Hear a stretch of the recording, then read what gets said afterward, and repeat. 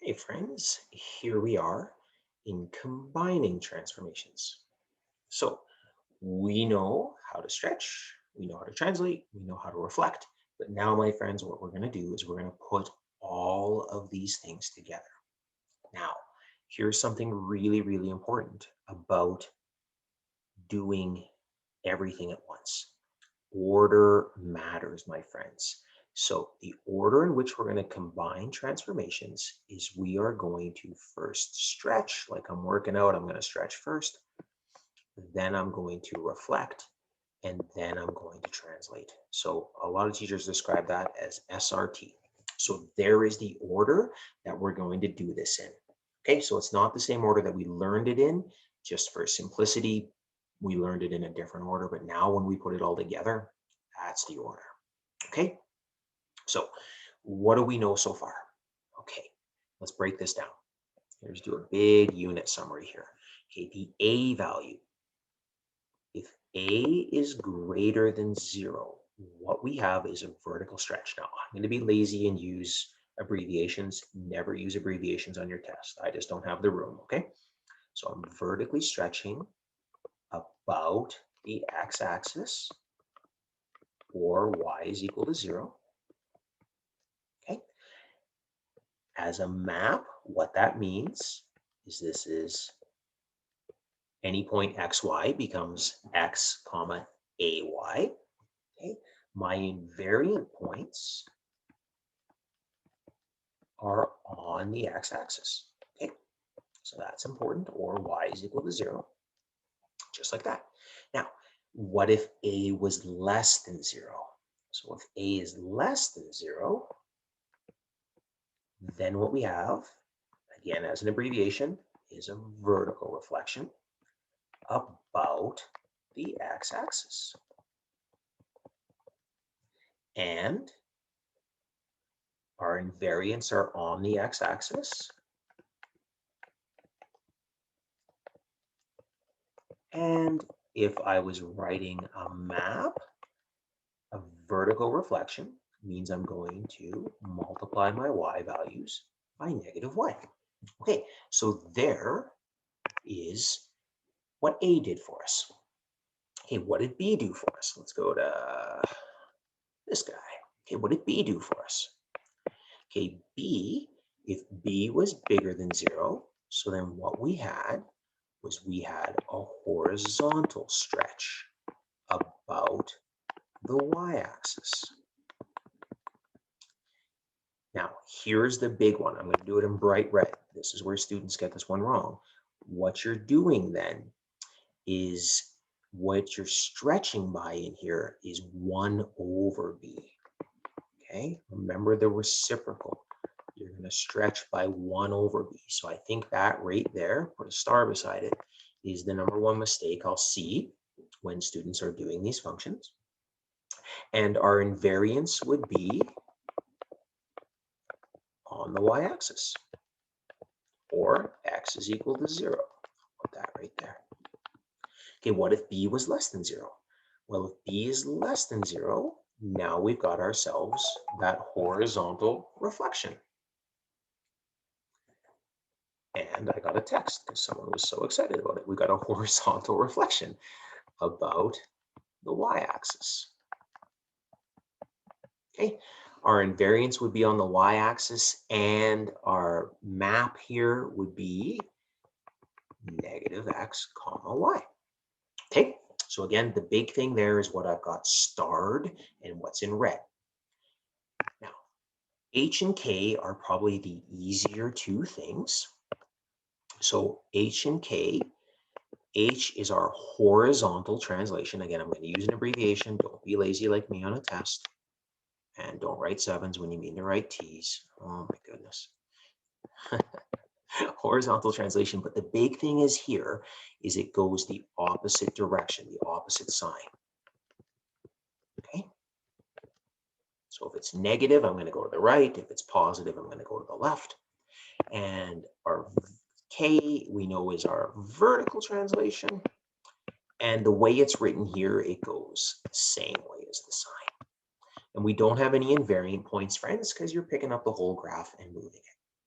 So out of this description, what's really, really important, I think the number one mistake I'll see is people describing the horizontal stretch wrong. And here's the other big new thing for today. Notice up here in this big form, notice I've got this thing factored.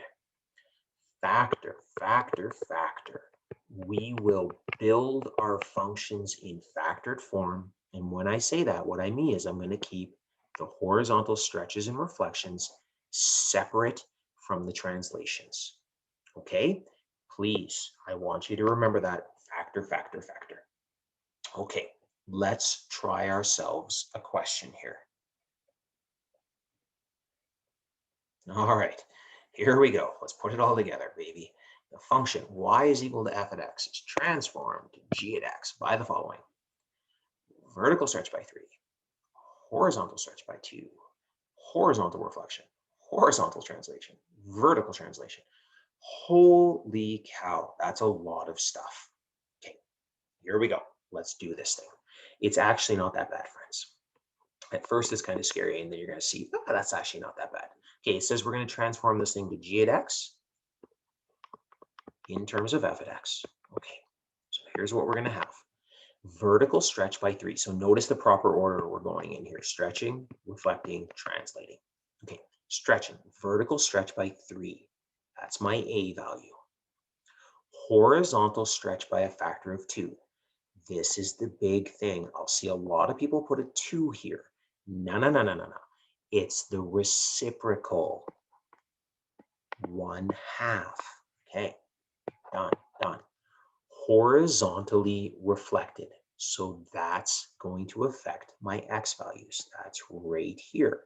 Okay, notice how we describe that as two separate things. I didn't say horizontal stretch by -2. I said horizontal stretch and reflected. We keep them separate. Now, 3 units left. I'm about to make a big mistake on purpose here. X plus 3, because yeah, like it goes the opposite way, right? So I put plus 3. Okay, here's what's wrong with that. That is not right because it's not in factored form. You need those parentheses right there. You build it in factored form. Keep your stretches and your translations separate. And 5 up. Boom. There it is. Okay?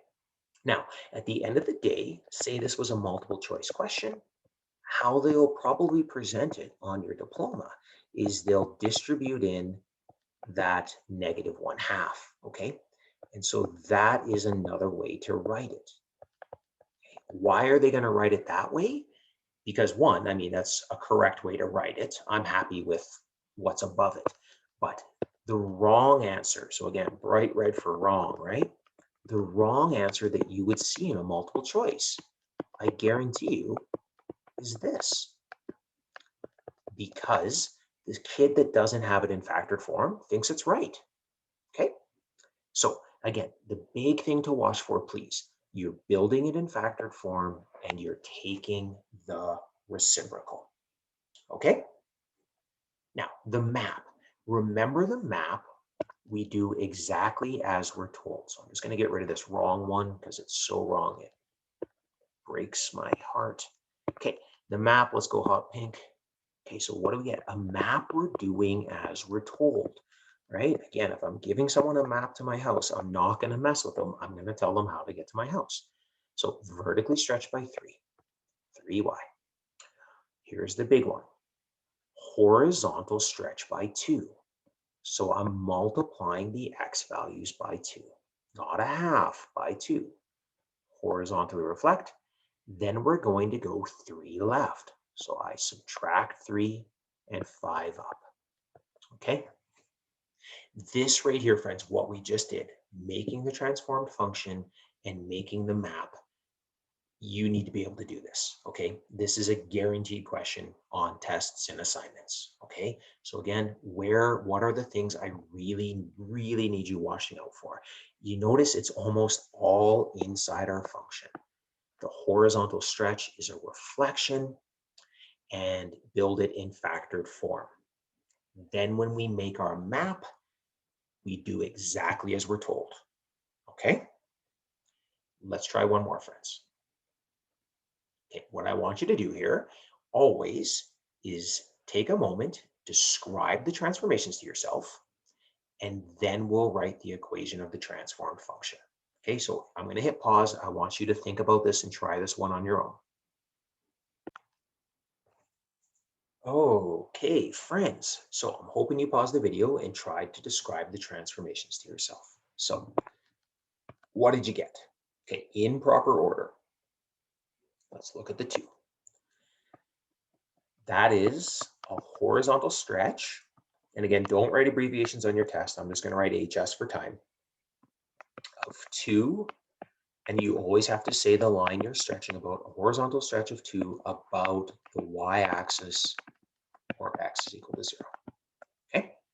Then we go to proper order. We go to reflections, SRT. So what's that? That's a vertical reflection. Again, I'm being lazy.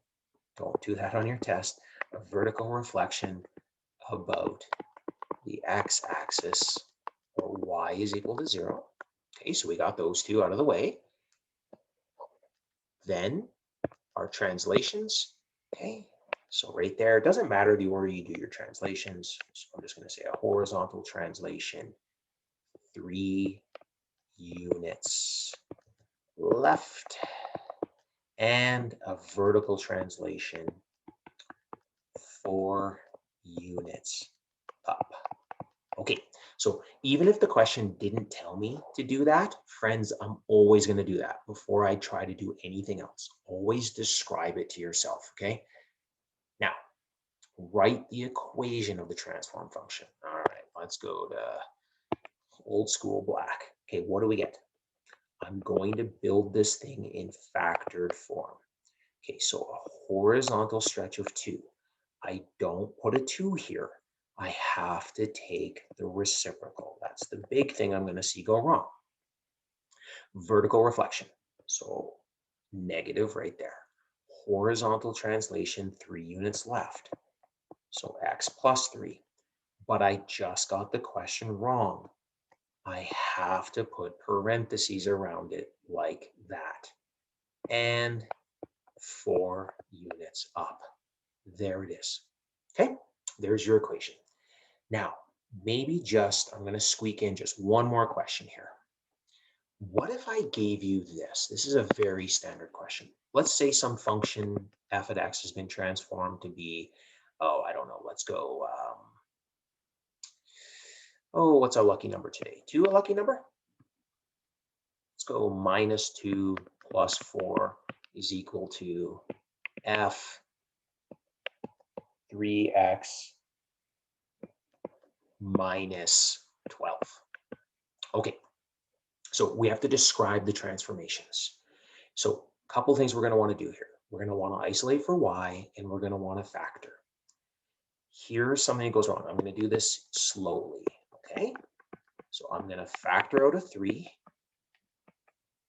Okay, so now I can see my stretch and my translation are separated. Okay, here's the thing that usually goes wrong. Isolating for y. Take your time. Okay, first thing I'm going to do is I'm going to subtract 4.